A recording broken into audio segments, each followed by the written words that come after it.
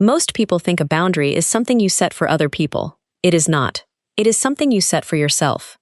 Most people start from the belief that setting boundaries is selfish and will push people away. The evidence, however, points somewhere entirely different. If you actually looked closely at what is happening underneath the surface, the biggest surprise would not be how strange or rare this is. It would be how common it is, and how clear the psychology behind it actually becomes once you see it. So, instead of working from the stereotype, let us look at what the research says and what it means for real people in real situations. Most people recognize the symptom long before they identify the pattern beneath it. A boundary is a personal limit, not a demand placed on others, but a definition of what you will and will not accept in your own life. Without them, other people's needs automatically fill all available space. The pattern is not random. It is a solution to a problem the person had to solve at some point. Once the pattern is visible, it becomes much harder to pretend it is random. If you slow the pattern down, it becomes easier to read. Most people are not choosing this consciously. They are running a program that was written before they had any say in it.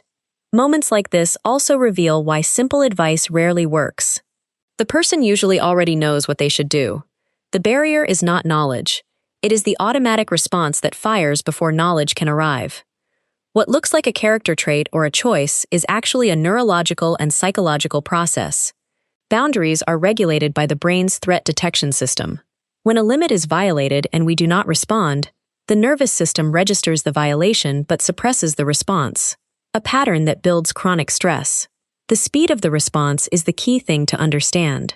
By the time conscious thought arrives, the reaction has already happened. Understanding the mechanism changes how the problem feels.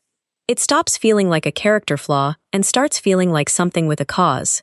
Moments like this also reveal why simple advice rarely works. The person usually already knows what they should do. The barrier is not knowledge. It is the automatic response that fires before knowledge can arrive. This is where the psychological reality diverges most sharply from the cultural story. The popular framing puts it in the wrong category entirely, which is why the usual solutions do not touch it.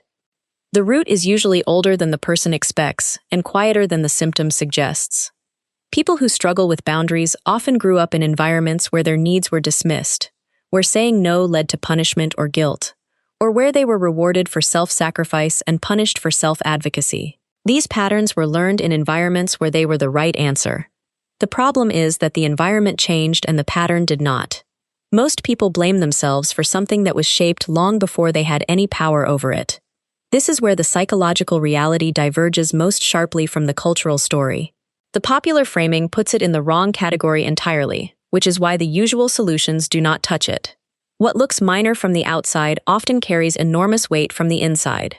That is why the root cause deserves more attention than the surface-level version of this conversation usually gives it. In practice, the pattern shows up in ways that are easy to miss or misread. Without boundaries, people overcommit and underdeliver, feel resentful and taken advantage of, and experience a slow accumulation of unspoken anger that eventually corrodes the relationship. There is usually a gap between what the person intends and what actually happens. That gap is where the automatic response lives. Naming the pattern clearly is not a small thing. Most people feel immediate relief just from having language for what they have been experiencing. What looks minor from the outside often carries enormous weight from the inside. That is why the how it shows deserves more attention than the surface-level version of this conversation usually gives it. Seen up close, the how it shows is not just a symptom. It is a window into the whole system. Address only the surface behavior, and the underlying driver will simply find another outlet. Over time, the cost becomes harder to ignore. The absence of boundaries eventually leads to relationship collapse. Either the boundaryless person explodes, withdraws completely, or develops health problems from the sustained stress of over-accommodation. The cycle is self-reinforcing by design. That is why it persists even when the person can see it clearly. What looks like a personal quirk from the outside is often doing serious ongoing damage from the inside. Seen up close, the impact is not just a symptom. It is a window into the whole system. Address only the surface behavior and the underlying driver will simply find another outlet. That is why understanding the impact matters beyond the surface level. It is part of the actual mechanism driving the behavior, not just context around it. The research points towards specific approaches that actually move the needle. Effective boundary setting is direct, calm, and consequence-focused.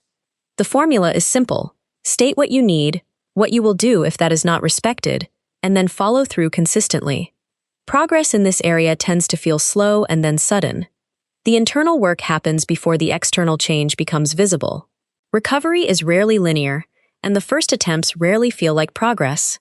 But the direction matters more than the speed. That is why understanding the fix matters beyond the surface level. It is part of the actual mechanism driving the behavior, not just context around it. Once the full picture is visible, what boundaries actually are and why they're so hard to set feels less like something you are and more like something that happened to you and that you can change. A boundary is not a wall. It is an honest statement about what you can sustain, and the people who respect you will respect that. That is why understanding the psychology matters. It does not just explain what is happening, it opens the door to doing something different.